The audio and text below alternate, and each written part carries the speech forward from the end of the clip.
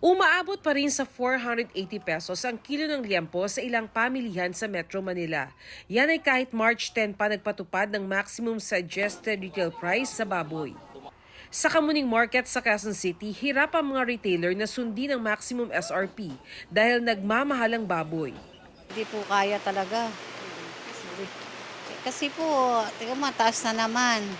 Kaya pansamantalang ititigil ang pagpapatupad ng MSRP sa baboy, bagaman kailangan pang hintayin ang formal na anunsyo kung kailan. Dahil nga sa pagkawala ng baboy dahil sa ASF, and there is so much demand because of the present election, hirap na ma-implement yun. So we're going to study it again.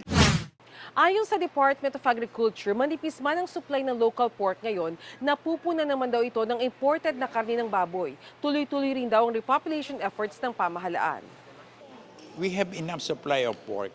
Kaya lang, ang limited number ngayon yung local pork. On imported pork, we have a lot of supply.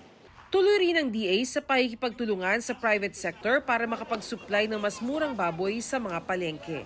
Para sa GMA Integrated News, Bernadette Reyes, Nakatutok, 24 Oras.